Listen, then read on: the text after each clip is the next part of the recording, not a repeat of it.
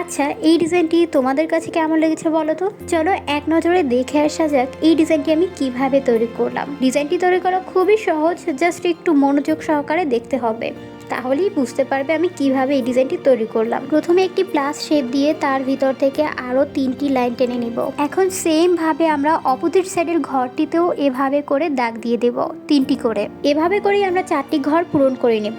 এরপরে প্লাস শেপটাকে একটু বাড়িয়ে দিব, দেন ওই বাড়ানো প্লাস শেপটার সাথে এই দাগগুলোকে একটু বাঁকাভাবে জয়েন করে নিব।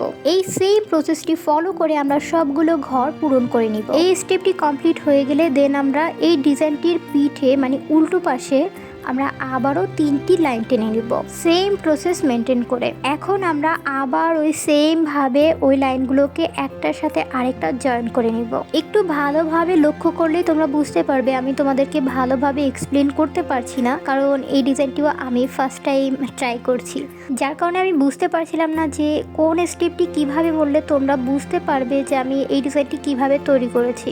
আর এ কারণে আমি তোমাদেরকে বলেছি যে আমার কথাগুলো যদি না বুঝতে পারো তাহলে ভিডিওটি ভালোভাবে লক্ষ্য করবে যে আমি কিভাবে স্টেপগুলো তৈরি করেছি।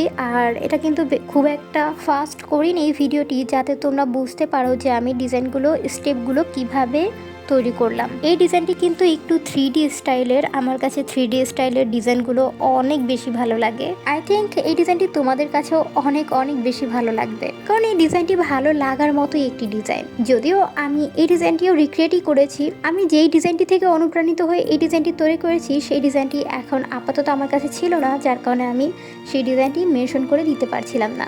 এনিওয়ে, তোমরা কিন্তু এই ডিজাইনটিকে মান্ডালা ডিজাইন হিসেবেও ব্যবহার করতে পারবে। খুবই কিউট একটা ডিজাইন। এবার বলো ডিজাইনটি কেমন হয়েছে। আমি জানি তোমাদের সবার কাছে এই ডিজাইনটি অনেক বেশি ভালো লাগবে।